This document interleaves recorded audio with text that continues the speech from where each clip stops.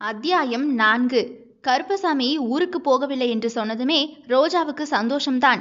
இருந்தாலும் அப்பா அண்ணனை நினைத்து வருத்தப்படுகிறாரே என்று புரிந்ததால் அமைதியாக சூர்யாவின் முகத்தை பார்த்தாள். அவனோ மாமா என்று அவர் பக்கத்தில் போனவன் அவரிடம், ஒரு 2 நாள் இங்க இருங்களேன், நானும் லீவை போட்டுட்டு எல்லாருமா சேர்ந்து ஊருக்கு போவோம்.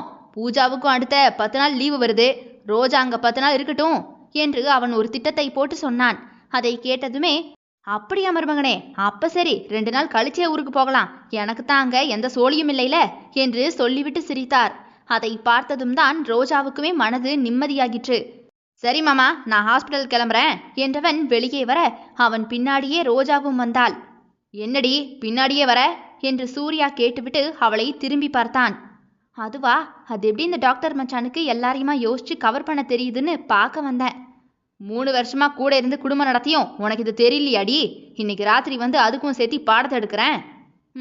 சரிதான் டாக்டரு, குடும்பத்துல எண்ணிக்கையை கூட்ட பார்க்குறாரு, நான் வரலப்பா என்று வீட்டிற்குள் போனவளை இழுத்து காரோடு சாய்த்து பிடித்தான். ஐயோ மச்சான் விடுங்க, யாராவது பாத்திர போறாங்க. யாரடி பார்ப்பாங்க? மாமாவும் அத்தையும் கண்டிப்பா இந்த பக்கம் எட்டி பார்க்க மாட்டாங்க. வேற பார்க்கறதுக்கு யாரு இருக்கான்னு எனக்கு தடை போடுற? நான் தடைய போட்டுட்டாலும் அப்படியே இவரு சும்மா விட்டுருவாரு பாருங்க, ஆளை பாரு. நல்லா பாருடி என்றவன் அப்படியே அவள் இதழோடு தொட்டு உரசினான். டாக்டர் வேண்டாம் என்று கண்களை மூடி காரில் நன்றாக சாய்ந்து கொண்டே சொன்னவளை பார்த்து, டாக்டர் தான் மயங்காம இருப்பானா இல்ல முத்தத்தை தான் கொடுக்காம இருப்பானா? அவளது பேசும் இதழ்களோடு தன் இதழை வைத்து உரசி கொண்டான். அதில் உயிர் 2ம் உரசி கொண்டது. ரோஜா அவனுடைய தோளில் கையை போட்டு வசதியாக பிடித்து கொண்டு முத்தத்தை தெளிந்த நீரோடையாக கொடுத்து கொண்டிருந்தாள். அவனிடம் முத்தம் வாங்கி மயங்கிய கண்களோடு அவனை பார்த்த ரோஜாவின் பன்னீர் இதழ்களை விரல் கொண்டு தடவி கொடுத்தவன், ஹாஸ்பிட்டல் போகணுமே என்று காருக்குள் ஏறினான். அவளுமே வேறு வழியின்றி புன்னகையோடே அவனுக்கு கையசைத்தாள். இந்த அன்புக்கும் காதலுக்கும் தானே ரோஜா ஏங்கினாள். அது அவளுக்கு இப்போது வரைக்கும் சூர்யாவிடமிருந்து நிறைவாகவே கிடைக்கிறது. அடுத்த 2 நாட்களில் ஊருக்கு கிளம்ப வேண்டும் என்று அங்கே கருப்பசாமி உற்சாகமாகவே இருந்தார். இங்கு கருணாகரனோ யோசனையோடு தான் சுற்றி கொண்டிருந்தான். அன்று மாலையே தன்னுடைய தென்னந்தோப்புக்கு போயிருந்தான். அங்கே எல்லா வேலைகளையுமே ஆட்கள் செய்து கொண்டிருந்தனர். அதை மேற்பார்வை பார்த்தவாறே வந்து கொண்டிருந்தான். அந்த நேரம் பார்த்து கருப்பசாமி போன் பண்ணிவிட்டார். சொல்லுங்கப்பா என்று போனை காதில் வைத்தவாறே நடந்தான் அவன். அது நாங்களும் பட்டுமா மருமகன் எல்லாருமா நாளை கழிச்சு ஊருக்கு கிளம்புறோம். நீ மேல் வீட்டை ரெடி பண்ணி வை. மருமகன் நம்ம கூட அங்க தங்கறதுக்கு கொஞ்சம் கூச்சப்படுவாரு. அதனவோ பட்டுமாவும் அங்க இருக்க மாட்டா. அதனால சுத்தம் பண்றதுக்கு ஆட்கள் கிட்ட சொல்லிரு. அப்படியா, பட்டுமா வராளா? சரிப்பா, எல்லாம் செஞ்சிடுறேன். அம்மா எங்க, சாப்பிட்டீங்களாப்பா? அதெல்லாம் ஆச்சு. அப்புறம் அந்த பால்ராஜ் எனக்கு ஃபோன் பண்ணியிருந்தான். அந்த ஆள் எதுக்கு உங்களுக்கு ஃபோன் பண்ணாரு? அதான் கல்யாண கார்டெல்லாம் கொடுத்துட்டு போயாச்சுல, வேற என்னவா? அது ஏதோ தேங்காய் வேணுமாப்பா. அவன் தோப்புல இந்த தடவை காய் வெட்டலையாமா. நம்ம தோப்பு காய் நல்லா இருக்கும்ல, அதான் கேட்டான். ஒரு 500 காயை போட்டு விட்டுரு, பைசா எதுவும் வாங்காத. எதுக்குப்பா பைசா வாங்கக்கூடாது? அதெல்லாம் நான் வாங்குவேன். அந்த ஆளுக்கெல்லாம் சும்மா தரமாட்டேன். டேய், நம்ம என்ன காசுக்கு செத்தவங்களா? கொடுத்து விடுறா, நம்ம கிட்ட வாங்கினதா தான் இருக்கணும் எவனா இருந்தாலும். என்னமோ செய்யுங்க போங்க. டேய், அவன் கல்யாணத்துக்கு நீயும் அண்ணனும் பிள்ளைங்களோட போயிட்டு வந்துருங்கன்னு, நாங்கள் ராத்திரி தான் வந்து சேருவோம். சரி வைக்கிறேன் என்று போனை வைத்து விட்டார். அந்த எரிச்சலில் நடந்தவனுக்கு ஏதோ கும்பலாக பேசிக்கொண்டே வரும் சத்தம் கேட்டதுமே திரும்பி பார்த்தான். சின்ன பிள்ளைங்களோடு கொஞ்சம் பெண்கள் அவனுடைய தோப்புக்குள்ளாக நடந்து வந்து கொண்டிருந்தார்கள். ஏய், யாருடாங்க தோப்புக்குள்ள வரது? பாத அந்த பக்கம் என்று நெருங்கி வந்தான். அங்கே நின்றிருந்த பெண்களில் ஒருத்தியை பார்த்ததுமே, நீ பால்ராஜ் மாமன் பொண்ணு பவானி தானே? உன்னைத்தானே செங்கோட்டையில கட்டி கொடுத்தாங்க. இங்கென்ன எங்க தோப்புக்குள்ள என்ன பண்ணுத என்று கோபமேறிய குரலில் கேட்டான். அது மச்சான், கல்யாணத்துக்கு ஊர்ல இருந்து சொந்தக்காரங்க வந்திருக்காங்களா, அவங்கள அப்படியே தென்காசியை சுத்தி பார்க்க கூட்டிட்டு போனோம். வர வழியில ஆத்த பார்த்ததும் இறங்கிட்டோம். அப்படியே தோப்பு வழியா உள்ள வந்துட்டோம். இப்போ போயிருவோம் மச்சான். என்று கண்களை சுத்தி நோட்டம் விட்டான். அங்கே எல்லோருக்குமே கடைசியில் ஒளிந்தார் போன்று ஜீவிதா நின்று கொண்டிருந்தாள். அவள் கையில் மாங்காய் வேறு இருந்தது. அதை பார்த்ததுமே, ஆமா அது யாரு? எங்க தோப்பு மாங்காயை பறிச்சு கடிச்சிட்டு இருக்கிறது, பிடிச்சு கட்டி வச்சிருவேன். அவளை பார்த்தவாறே மிரட்டினான். அதான் மச்சான், ஜீவிதா உங்களுக்கு கூட பார்த்தாங்களே என்று சொன்னவளை திரும்பி பார்த்து முறைத்தான். அடுத்தவங்க தோப்புக்குள்ள வந்து தெரியாம களவாடக்கூடாதுன்னு தெரியாதா? அது சும்மா ஒன்று தான் பறிச்சா. கருப்பசாமி மாமா தோப்புல மாங்காய் இனிக்கும்னு சொன்னா அவன் நம்பலையா, அதான் நான் உன்னை பறிச்சு கொடுத்தேன். வேணும்னா பைசா தந்துருதோம். ஓஹோ, பைசா தருவியாக்கும்? அப்போ ஒரு மாங்காய்க்கு 50,000 ரூபாய் எடுத்து வச்சுட்டு போ, இல்லைனா அந்த பொண்ணை இங்கே விட்டுட்டு போ, கட்டி வச்சு தோலை உரிச்சிட்றேன். அதை கேட்டதுமே ஜீவிதா அவனை கோபத்தில் முறைத்து பார்த்தாள். அவளுடைய அந்த கண்கள் அவனை முறைப்பது கூட அழகாகத்தான் இருந்தது. அவளையே பார்த்தவனோ ஏதோ சொல்ல வேண்டும் பேச வேண்டும் என்பதற்காகவே, கையில் இருக்க மாங்காய்க்கு பைசாவை வச்சுட்டு போங்க, அவ்வளோதான். அக்கா, மாங்காய்க்கு காசு செக்கா வேணுமா இல்ல காசா வேணுமான்னு உன் மச்சாங்கிட்ட கேட்டு சொல்லு என்று சொன்னவள் தைரியமாக முன்னாடி வந்தாள். பாருடா, ஆளுக்கு தைரியம்தான் என்று நினைத்து கொண்டவன், எதுனாலும் பரவாயில்ல, ஆனா பைசா வேணும். என்ன மச்சான் நீங்க இப்படி பேசுறீங்களே? கருப்பசாமி மாமானா உனக்கு எவ்வளவு வேணும்னு கேட்டு மூட்டையிலேயே கட்டி தந்து விடுவாங்க. அதெல்லாம் தர முடியாது மச்சான், நாங்க கிளம்புறோம் என்று பவானியோ தன்னோடு வந்தவர்களை எல்லாம் கூட்டிக் கொண்டு கிளம்பினாள். அப்படியெல்லாம் போக முடியாது பவானி, மொத்த பேரையும் தோப்புக்குள்ள போட்டு அடைச்சு விடுவேன். அப்புறம் உங்க அப்பா பால்ராஜ் வந்து தான் கூட்டிட்டு போகணும் என்று கொஞ்சம் கோபத்தில் சொன்னான். இந்த 5 ரூபாய் மாங்காய்க்கு 50,000 அதை நாங்க கொடுக்கணுமா? அந்த மாங்காய் பறிச்சவளை பிடிச்சு வச்சுக்க மச்சான், அவ பேங்க்ல தான் வேலை பார்க்கா, மொத்த பேங்கையும் எழுதி தந்துருவா, நாங்க போறோம் என்று கிளம்பி விட்டாள். இதை ஜீவிதா சற்றும் எதிர்பார்க்கவே இல்லை போல. ஐயோ பவானி அக்கா, என்னையே மாட்டி விடுற? ஏய், நீதானடி கருப்பசாமி மாமா தோப்புனதும் உடனே இறங்கி உள்ள வந்த என்று சட்டென்று உண்மையை போட்டு உடைத்து விட்டாள். அதை கேட்டதுமே கருணாகரன் ஜீவிதாவை திரும்பி பார்த்தான். அதற்கு அவளோ, ஐயோ இந்த அக்கா இப்படி போட்டு கொடுத்துருச்சே என்று உதட்டை கடித்து கொண்டு அவனை பார்க்காமல் குனிந்து கொண்டாள். அதற்குள் பவானியும் கூட வந்தவர்களும் கொஞ்சம் நடந்து தூரமாகவே போய்விட்டார்கள். கருணாகரன் தன்னிடம் ஏதாவது அன்பாக ஆசையாக பேசுவான் என்று எதிர்பார்த்தாள். அவன் ஒன்றுமே பேசாமல் நிற்கவுமே ஜீவிதா வேகமாக நடந்து அவர்களிடம் போவதற்குள் அவள் அருகில் வந்தவனோ, என்ன பணக்கார வீட்டு சம்பந்தம் போயிருச்சேன்னு உங்க அண்ணனும் உங்க அப்பனும் உன்னை வச்சு என்னை வளைக்க பார்க்கறானுங்களா? பணம் இருக்கிறவன்னா நீங்களா தேடி வந்துருவீங்க, அப்படித்தானே? உங்க அப்பனுக்கு வெக்கமா இல்லையா என்று ஒரு மாதிரியான வார்த்தைகளால் தாக்கிவிட்டான் அவளை. ஜீவிதா கருணாகரன் இப்படி தன்னை பேசுவான் என்று சத்தியமாக எதிர்பார்க்கவில்லை. அவன் வார்த்தைகளை அவ்வளவு வீரியமாக அவளை நோக்கி ஈட்டியாகவே வீசிவிட்டான். அவளுக்கோ கண்கள் எல்லாம் கலங்கி சிவந்து கண்ணீர் அப்படியே கன்னத்தில் விழுந்து உருண்டது. அவளது கையிலிருந்த மாங்காய் கூட அவளது கையிலிருந்து தானாக நழுவி விழுந்து விட்டது. உடனே அவனை பார்க்காமல் தன்னை நிலைப்படுத்தி கொண்டவள் கண்களை துடைத்துவிட்டு வாயிலிருந்த மாங்காயை துப்பிவிட்டாள். அவனோ அதை பார்த்து ஏதோ சொல்வதற்கு வாயை திறந்தான். அதற்குள், அக்கா, கருப்பசாமி மாமா தோட்டத்து மாங்காய் இனிக்குன்னு சொன்னாங்கன்னு பறிச்சு கடிச்சு பார்த்துட்டேன், அது ரொம்ப கசக்குது, பணம் வச்சுதான் எல்லாரையும் எடை போடுவீங்க போல என்றவள் கையிலிருந்த வளையலில் ஒன்றை கலற்றி அவனுடைய கையை பிடித்து உள்ளங்கையிலேயே வைத்தாள். அதற்கு, எங்க வீட்டு மாங்காயும் மனுஷங்களும் இனிப்பானவங்க தான், ஆனா அதை தெரிஞ்சுக்கிறதுக்கு மனசுல அன்பு மட்டும் இருக்கணும், பேராசையெல்லாம் இருக்கக்கூடாது. இதெங்க உங்க வீட்டுல இருக்கக்கூடிய ஆளுங்களுக்கு புரிய போகுது? உன் தங்க வளையல எதுக்கு கலட்டி என் கையில வச்ச? உன் நகையெல்லாம் எனக்கு எதுக்கு என்று அதை எடுப்பதற்கு போனான். அதற்குள், பரவாயில்ல, சில வாழ்க்கை பாடத்துக்கு இது ஈடாகும், யாருடைய பொருளையும் நான் சும்மா சாப்பிட்டதா இருக்கக்கூடாது, எனக்கு கொஞ்சம் தன்மானம் உண்டு என்றவள் அவனை திரும்பி கூட பார்க்காமல் வேக வேகமாக ஓடிப்போய் பவானியுடைய கையை பிடித்து கொண்டாள்.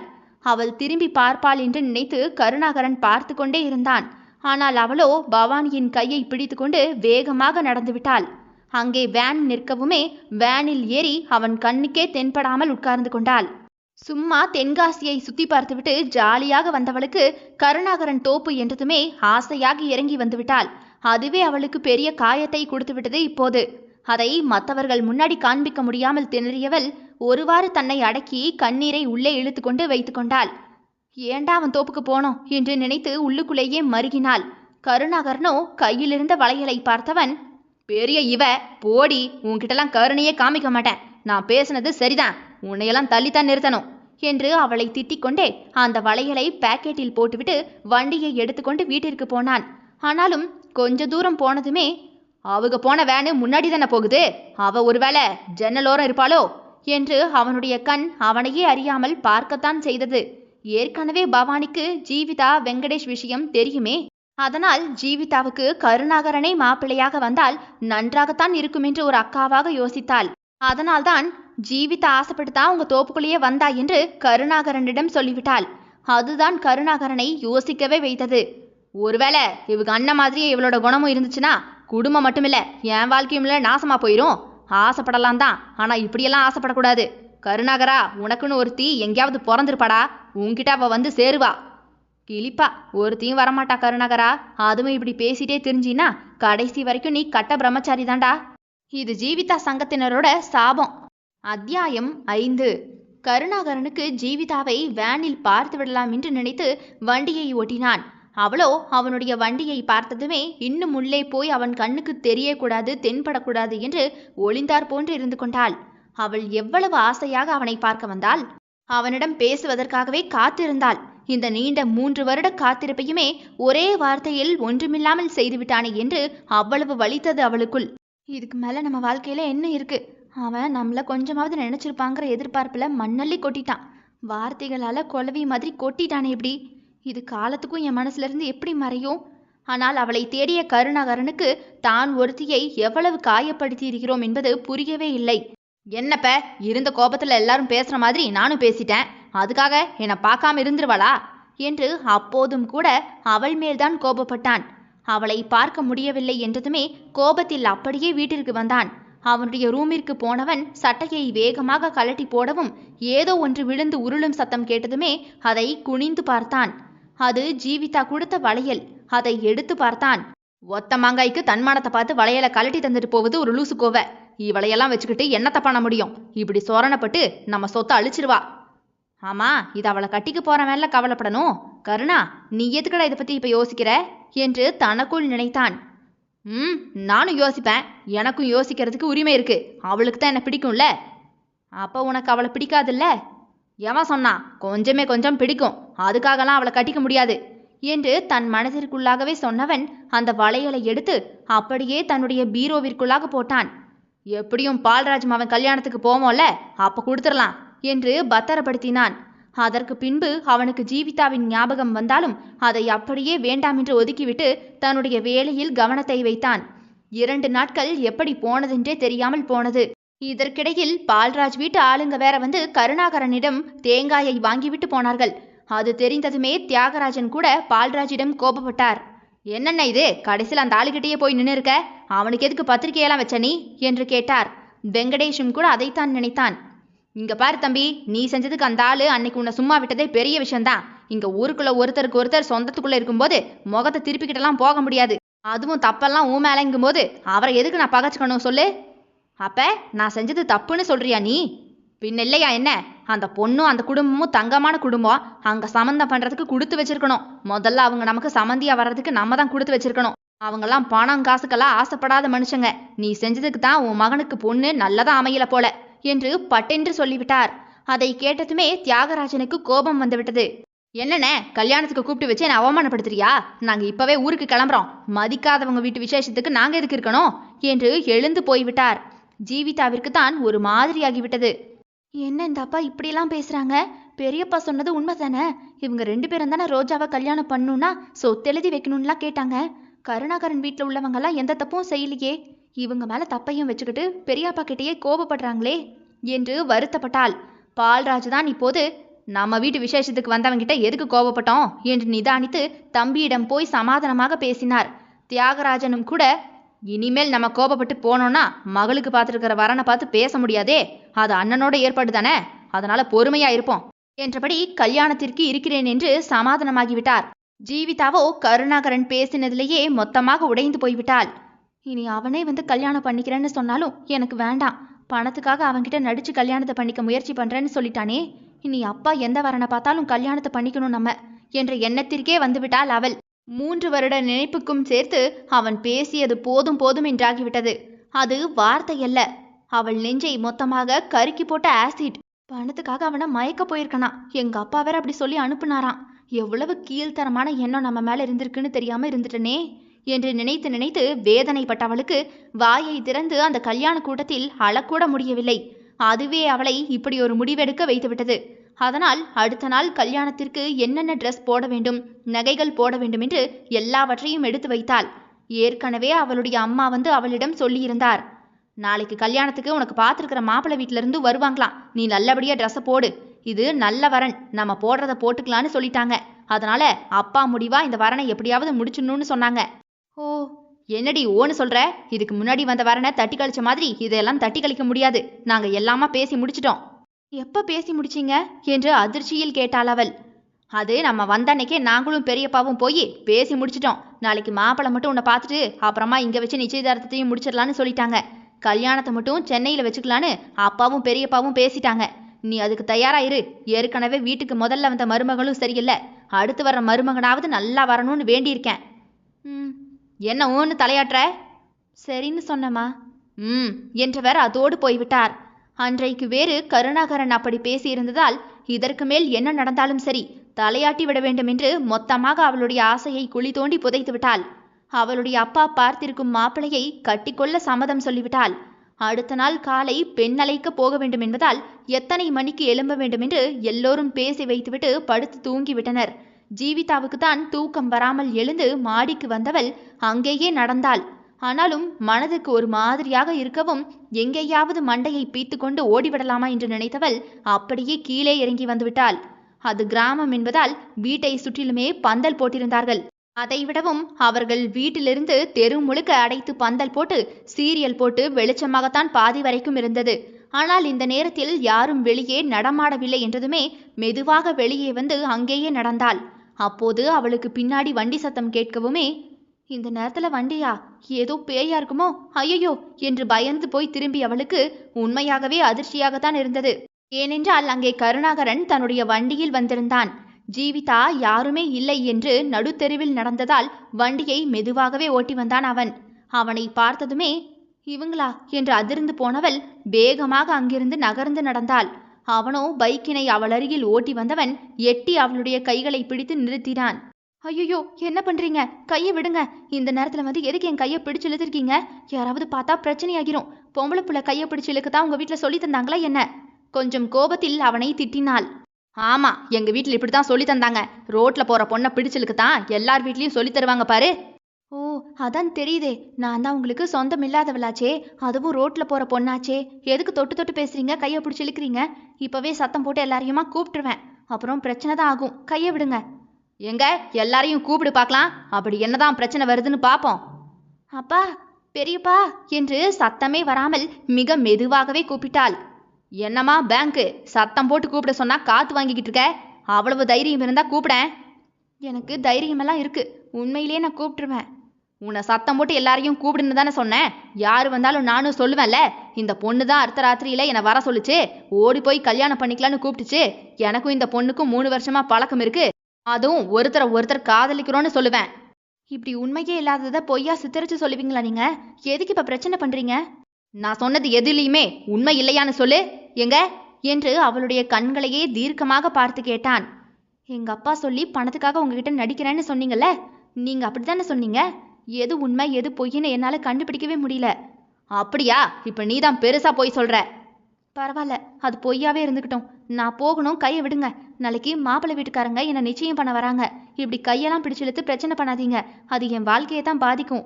எதே உன் வாழ்க்கையே பாதிக்குமா? அப்ப எங்களுக்கெல்லாம் வாழ்க்கை இல்லையா என்ன என்று கேட்டவாறே வண்டியை நிறுத்தியவன் கீழே இறங்கி அவளிடம் நெருங்கி நின்றான். அவனுடைய மூச்சு காற்று அவள் மீது படும்படியாகவே நின்றான். ப்ளீஸ் தள்ளி நில்லுங்க சார், யாராவது பார்த்தா நல்லா இருக்காது. அதுவும் கல்யாணமாக போற பொண்ணு இப்படி அடுத்தவன் பக்கத்துல நெருங்கி நிக்கிறத பார்த்தா எனக்கு தான் கெட்ட பேர் வரும் என்று அவனுடைய நெஞ்சிலேயே கை வைத்து தள்ளிவிட்டாள். அதெல்லாம் எப்படி அவன் தள்ளி போவான்? அவளது அந்த மாம்பிஞ்சு கையை பிடித்து தன் நெஞ்சோடு வைத்து கொண்டவன், என்ன திடீர்னு உங்க அப்பா உனக்கு மாப்பிள்ளையை பார்த்துட்டாரு? அப்ப வேறொருத்தனை கல்யாணத்தை பண்ணிக்க நீ தயாராகிட்ட, சரிதான்? ஆமா, எங்க அப்பா அம்மா எனக்கு நல்லதுதான் செய்வாங்கன்னு 3 வருஷம் கழிச்சு என் மரமண்டைக்கு ஏறி இருக்கு. 3 வருஷம் மனசுக்குள்ள கண்டதையும் நினைச்சு காத்திருந்ததுக்கு பலனாத்தான் பணத்துக்கு மயக்க வந்திருக்கேன்னு கெட்ட பேர் கிடைச்சிருக்கு பாருங்க. இதுக்கு மேலையும் யாருக்காகவும் காத்திருந்து முட்டாளாக நான் விரும்பல என்று சொல்லி முடிக்கும் போதே அவளது கண்ணீர் கன்னத்தில் வழிந்தோடியது. அதை பார்த்தவன் சட்டென்று அவளை இழுத்து தன் நெஞ்சோடு இறுக்கமாக அணைத்து கொண்டான். அத்தியாயம் 6. கருணாகரன் தன்னை இப்படி கட்டிப்பிடிப்பான் என்று எதிர்பார்க்காத ஜீவிதாவோ அப்படியே பயந்து போய் அவன் நெஞ்சிலேயே 2 கைகளையும் வைத்து தள்ளிவிட பார்த்தாள். ஆனால் அவனோ இன்னுமே இறுக்கமாகவும் நெருக்கமாகவும் அவளை கட்டிப்பிடித்தான். யோ, என்னையா பண்ற நீ? உங்க ஊருக்கு வந்தா உன் இஷ்டப்படி கட்டிப்பிடிப்பியாயா? அதான் அன்னைக்கு திட்டி அனுப்பிட்டேல, இப்ப எதுக்கு வந்து என்னை கட்டிப்பிடிக்கிற? விடியா? யோ கருணாகரா, விடியா என்று சத்தம் போட்டு திமிரினாள். அவள் சத்தம் போடவும் அவளை வேகமாக தூக்கியவனோ சட்டென்று அடுத்திருக்கும் காம்பவுண்ட் சுவரில் மறைத்தவன் அவளை அதில் சாய்த்து தானும் சாய்ந்தான். இதை ஜீவிதாவால் நம்ப முடியாமல் கண்களை விரித்து கோபத்திலும் அதிர்ச்சியிலும் முறைத்தாள். இதான் பெரிய மனுஷன் செய்யற வேலையா? உனக்கு பிடிக்காத பொண்ணா இப்படித்தான் கட்டிப்பிடிப்பியா? விட்டா எல்லாத்தையும் செய்வ போல இருக்கு. எனக்கு உன்னெல்லாம் பிடிக்கல, தயவு செஞ்சு என்னை விடு, நான் வீட்டுக்குள்ள போகணும் என்று திமிரினாள். எனக்கும் தான் உன்னை பிடிக்கல. ஆனா பாரு, நான் உன்னை கட்டி பிடிச்சிட்டு நிக்கலையா? அதே மாதிரி உனக்கும் பிடிக்காத என்ன நீயும் கட்டி பிடிச்சிட்டு நில்லுடி. என்னது, பிடிக்காத உன்ன கட்டி பிடிக்கணுமா? இதுல டி எல்லாம் போட்டு பேசுற நீ? இங்க பாரு, எங்க அண்ணன் பார்த்தானா அவ்வளோதான், விடு என்ன. உங்க அண்ணன்னு சொல்லாத, அவன் பேரை சொன்னாலே எனக்கு கொலை வெறியாகுது. அப்புறம் இப்பவே தூக்கிட்டு போய் மொத்தமா சோழியை முடிச்சிருவேன். எவனும் வந்து என்கிட்ட எதுவும் கேட்க முடியாது. என்னது, சோழியை முடிச்சுன்னா அப்போ கொன்றுவீங்களா? ஓஹோ, என்னை கொல்ற அளவுக்கு வெறுப்பு இருக்கிறவங்க எதுக்கு இப்போ கட்டி பிடிச்சிட்டு நிற்கணும்? எங்கள் அப்பாவையும் அண்ணனையும் பழி வாங்கணும்னா அதுக்கெல்லாம் நான் விட மாட்டேன். நீங்கள் தான் என்ன வலுக்கட்டாயமாக கட்டி பிடிச்சிட்டு நிற்கிறீங்க. ஆமாம், இதெல்லாம் சரியில்லை, சொல்லிட்டேன், தள்ளி நில்லுங்க என்றவளுக்கு இன்னுமே அழுகைதான் வந்தது. ஏனோ அவளுக்கு கருணாகரன் இப்படியெல்லாம் செய்வது எதுவுமே பிடிக்கவில்லை. அவன் மேல் மிகவும் மரியாதையும் காதலும் வைத்திருந்தாள். அதையெல்லாம் தவிடு பொடியாக்கிவிட்டு இப்படி செய்கிறானே என்றதுமே அவளுக்கு இன்னுமே அழுகைதான் வந்தது. ஏய், ஊன்னு அழாத. சோழியை முடிக்கிறதுனா கொல்றதுன்னு இல்லை. உன்னை தூக்கிட்டு போய் மொத்தமாக தோப்புக்குள்ள வச்சு மேட்ரை முடிக்கிறதுன்னு அர்த்தம். வாயை முட்ரி, இல்லைனா இப்போவே தூக்கிட்டு போயிடுவேன். என்னது, மேட்ரா? அவ்வளோ கேவலமான ஆளா நீங்க? ஐயோ, இது தெரியாம இத்தனை வருஷமும் உங்களை ஆசைப்பட்டு உங்களுக்காகவே காத்திருந்தனே. என்னை என்ன செய்யலாம்? உன்னை என்ன வேணும்னாலும் செய்யலாம். இப்போதைக்கு முத்தம் கொடுக்கலாம். ஆ என்று அதிர்ந்து போனவளின் இதழோடு தன் இதழை இணைத்து கொண்டான். இதை ஜீவிதா முற்றிலும் எதிர்பார்க்காததால் பயத்தில் நடுங்கியவள் கண்கள் அதிர்ச்சியில் விரிந்தது. கருணாகரனோ கண்களை வேகமாக மூடிக்கொண்டு அவளுக்கு முத்தம் கொடுக்கிறேன் என்று மொத்தமாக அவளோடு அழுத்தி தன் இதழை அவளுக்குள் நுழைத்து கொண்டிருந்தான். அந்த இதழ் முத்தம் அவனுக்கே எதிர்பாராத விதமாகத்தான் வந்தது. அவளை சீண்ட வேண்டும் என்று வந்து இப்படி அவளுக்குள்ளே அவனை மாட்டிக்கொண்டான். அவளோ அந்த முத்தத்தை தாங்கிக் கொள்ள முடியாமல் அப்படியே தளர்ந்து போக அவளது இடுப்பை இறுக்கி பிடித்து கொண்டான். இப்போது மெதுமெதுவாக கொடுத்த முத்தத்திலிருந்து மெதுவாக விலகினான். ஜீவிதா அவனுடைய கண்களையே பார்த்தாள். எப்படி ஒருவனால் தன்மேல் காதலே இல்லாமல் முத்தம் கொடுக்க முடிந்தது? இது என்ன மாதிரியான செயல் என்ற கோபம்தான் வந்தது. ஆனால் அவனுடைய கண்ணிலோ அவள் மீதான விருப்பம் அவ்வளவு இருந்தது. அதை பார்த்தவளுக்கு நம்ப முடியாமல் திணறினாள். அவனுடைய கண்களை பார்க்க வேண்டாம் என்று இமைகளை தாழ்த்தி கொண்டாள். என்ன, உங்க அப்பன் பார்த்த மாப்பிள்ளையா உனக்கு ரொம்ப பிடிச்சிருக்கோ? கல்யாணத்துக்கு இவ்வளவு சந்தோஷமா தயாராகிற போல. அப்போ உடனே நிச்சயம்தான், அப்புறம் கெட்டி மேளம்தான். உன் மனசை தொட்டு சொல்லு, உனக்கு பிடிச்சிருக்குன்னு. ஆமா, அவனை எனக்கு ரொம்ப ரொம்ப பிடிச்சிருக்கு. அவன் எப்படா தாலி கட்டுவான்னு காத்திருக்கேனா என்று சட்டென்று யோசிக்காமலேயே சொல்லிவிட்டாள். அவ்வளவுதான். அவளை தன்னிடமிருந்து பிரித்தெடுத்தவன் அப்படியே அவளை தள்ளிவிட்டுவிட்டு வேகமாக வந்து வண்டியை எடுத்துக்கொண்டு கோபத்தில் போய்விட்டான். அவன் இப்படி தள்ளிவிட்டதில் சுவற்றில் இடித்து விழுந்தவள் எழுந்து அவனை பார்ப்பதற்குள் அவன் போய்விட்டான். உனக்கு வலிக்கிற மாதிரி தானே எனக்கும் வலிச்சிருக்கும்.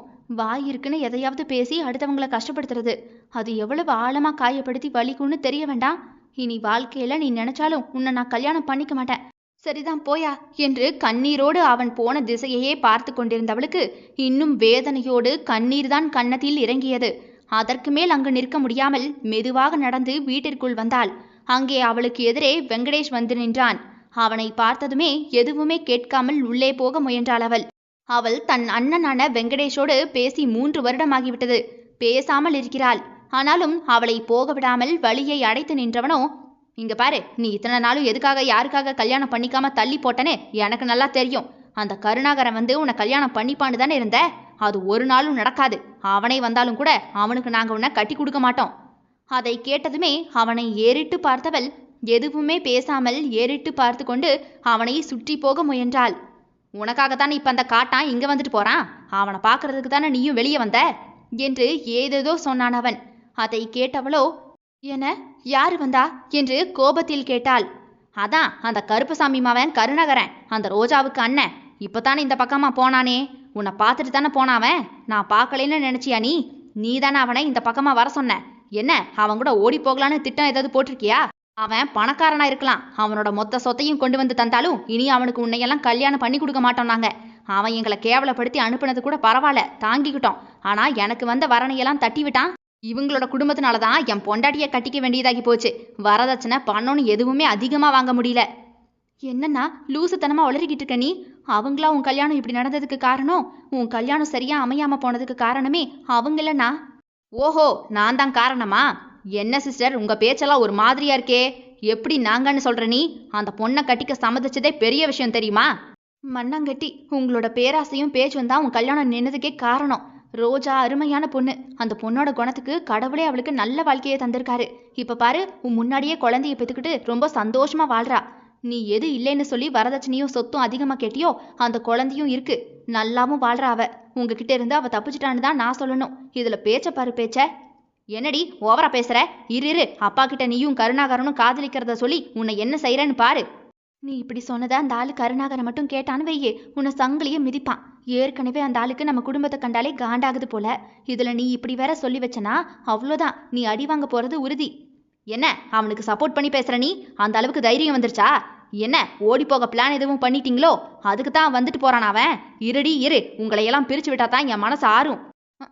இங்கே மொத்தமா பிரிஞ்சுதான் கிடக்கு. ஏற்கனவே என்ன வார்த்தையால பிரிஞ்சு மேய்ச்சிட்டான் அந்த ஆளு. சாகாம இருக்கிறது தான் பாக்கி. அதையும் செஞ்சு விட்டுப்ப என்றவள் அவனை கண்டு கொள்ளாமல் உள்ளே போய்விட்டாள். அவள் பேசியவற்றை கேட்டவனுக்கு இன்னுமே கோபம் வந்தது. உடனே தன்னுடைய அப்பாவின் ரூம் கதவை போய் தட்டினான். இந்த நேரத்துல அண்ணன் எதுக்காக கதவை தட்டுறாரு என்று வெளியே வந்த தியாகராஜனோ தன் மகனை கண்டதும், என்னடா இந்த நேரத்துல வந்து கதவை தட்டிக்கிட்டு இருக்க என்று எரிச்சலோடே கேட்டார். அப்பா, இப்ப எதுக்காக இவ்வளவு எரிச்சலா கேக்குறீங்க? நீங்க இங்க நல்லா தூங்கிக்கிட்டு இருக்கீங்க. உங்க மக அந்த கருணாகரன் கூட, அதான் கருப்பசாமியோட இளைய மகன் கூட ஓடி போக திட்டம் போட்டுட்டு இருக்கா என்று கத்தினான். உடனே அதை கேட்டதும், என்னடா சொல்ற? உள்ளவா, வெளியே நின்று கத்திக்கிட்டு இருக்காத என்று மகன் கையை பிடித்து அவனை உள்ளே கூட்டிக் கொண்டு போனார்.